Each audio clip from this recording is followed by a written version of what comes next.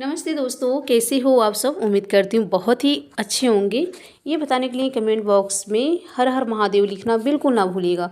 तो आज हम बात करेंगे चैत्र अमावस्या व्रत, पितृ तर्पण, स्नान दान का शुभ मुहूर्त क्या है, आइए जानेंगे विस्तार पूर्वक। उससे पहले दोस्तों, यदि आप सब हमारे चैनल पे पहली बार आए हो तो प्लीज़ हमारे चैनल को सब्सक्राइब कर दीजिए।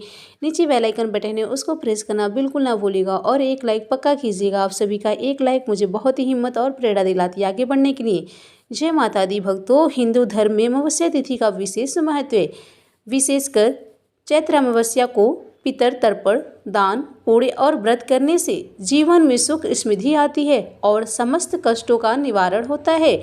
इस व्रत के प्रभाव से पितरों को तृप्ति मिलती है और व्रती को पुण्य फल की प्राप्ति होती है। पंचांग के अनुसार चैत्र माह की कृष्ण पक्ष की अमावस्या तिथि की शुरुआत 28 मार्च की शाम 7:55 पर होगी और इस तिथि का समापन अगले दिन 29 मार्च की शाम 4:27 पर जाएगा। ऐसे में 29 मार्च शनिवार को अमावस्या मनाई जाएगी। शनिवार के दिन पड़ने के चलते इसे शनिचरी अमावस्या भी कहते हैं। शनिचरी अमावस्या पर शनि देव का भी पूजन किया जाता है। कहते हैं कि ऐसा करने पर शनि की साढ़े साती और शनि ढैया से छुटकारा मिल जाता है। चैत्र अमावस्या पर स्नान के साथ ही पितरों का तर्पण भी किया जा सकता है। शनिवार के दिन पड़ने के चलते चैत्र अमावस्या को शनिचरी अमावस्या के नाम से भी जाना जाता है। शनि ढैया और शनि की साढ़े साती से छुटकारा पाने के लिए शाम के समय शनि देव की मंदिर में सरसों के तेल का दिया जलाया जाता है। इसके अलावा काले तिल और उड़द की दाल दान में दे सकते हैं। और चैत्र अमावस्या व्रत कथा, यह कथा हमें धर्म, श्रद्धा, समर्पण और पुण्य कर्मों का महत्व सिखाती है। भक्तों, यह कथा 2 ब्राह्मणों के परिवार की है जिनके जीवन में इस व्रत ने महत्वपूर्ण बदलाव लाए हैं। भक्तों, अब हम सुनेंगे चैत्र अमावस्या व्रत कथाएं। प्राचीन समय की बात है। एक नगर में देवदत्त नामक का एक ब्राह्मण अपनी धर्म परायण पत्नी सुशीला के साथ निवास करता था। वे अत्यंत धार्मिक, सत्यवादी और भगवान विष्णु एवं शिव के अत्यंत भक्त थे। उनके जीवन में सभी प्रकार की सुख सुविधाएं थी, लेकिन संतान न होने के कारण वे अत्यंत दुखी रहते थे। देवदत्त और सुशीला ने अनेक धार्मिक अनुष्ठान, दान, पुण्य और व्रत किए, परंतु फिर भी संतान प्राप्ति के सुख नहीं मिल सकते। दोनों ही अत्यंत व्यतीत करते थे और सोचते थे कि शायद पूर्व जन्म के पापों के कारण उन्हें यह कष्ट सहना पड़ रहा है। एक दिन जब वे तीर्थ यात्रा के लिए निकले तो मार्ग में उन्हें एक सिद्ध महात्मा मिले। वे दिव्य तेज से चमक रहे थे और उनकी आंखों में करुणा थी। देवदत्त ने उनके चरणों में गिरकर उनकी समस्याएं बताई और संतान सुख प्राप्ति का उपाय पूछा। महात्मा ने मुस्कुराकर कहा, हे ब्राह्मण, यदि तुम चैत्र अमावस्या का व्रत करोगे और पूर्ण श्रद्धा से भगवान विष्णु, शिव और पितरों की पूजा करोगे तो तुम्हें अवश्य संतान सुख प्राप्ति होगा। इस दिन किया गया दान, पुण्य और व्रत अत्यंत शुभ होता है, जिससे समस्त कष्ट समाप्त हो जाते हैं। देवदत्त और सुशीला ने उस दिन से चैत्र अमावस्या का व्रत करने का संकल्प लिया। आइए जानते हैं इस व्रत की विधि क्या है और इसे करने से क्या फल प्राप्त होता है।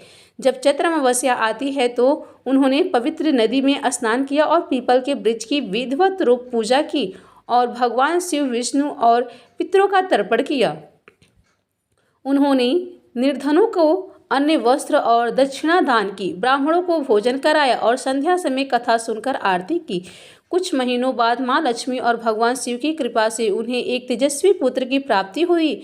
उनका घर सुखियों से भर गया और वे इस व्रत की महिमा का गुणगान करने लगे। एक निर्धन ब्राह्मण और उसकी पत्नी की कथा। इसी नगर में एक अन्य ब्राह्मण भी रहता था जो अत्यंत गरीब था। वो आलसी था और अपने भाग्य को कोसता रहता था। उनकी पत्नी भी हमेशा असंतुष्ट रहती थी और किसी भी धार्मिक कार्य में रुचि नहीं रखती थी। एक दिन उसकी पत्नी ने सुशीला से पूछा, तुम्हारे जीवन में इतना सुख और समृद्धि कैसे आई? क्या तुमने कोई विशेष तंत्र मंत्र किया है। सुशीला ने मुस्कुराते हुए कहा, यह सब भगवान की कृपा है और चैत्र अमावस्या व्रत का फल है। यदि तुम भी श्रद्धा और नियम पूर्वक यह व्रत करोगी तो तुम्हें जीवन में सभी कष्ट दूर हो जाएंगे, तुम्हारे जीवन में सभी कष्ट दूर हो जाएंगे। और निर्धन ब्राह्मण की पत्नी ने यह सुनकर व्रत करने का निश्चय किया, लेकिन उसने इसे अधूरे मन से किया। उसने पीपल की पूजा तो की, लेकिन श्रद्धा से नहीं थी। उसने दान पुण्य किया, लेकिन मन में अहंकार था। इसका परिणाम यह हुआ कि उसे कोई लाभ नहीं मिला। कुछ ही दिनों में उसका पति बीमार पड़ गया, घर की आर्थिक स्थिति और बिगड़ गई और उनका जीवन अत्यंत कष्ट में आ गया।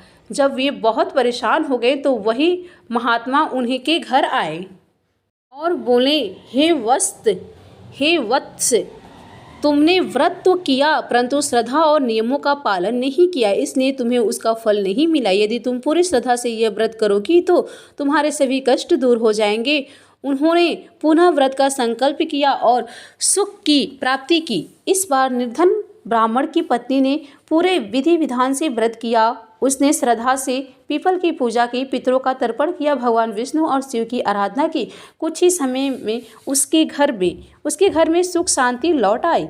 उसका पति स्वस्थ हो गया और धीरे धीरे उनके घर में धन ध्यान की वृद्धि होने लगी।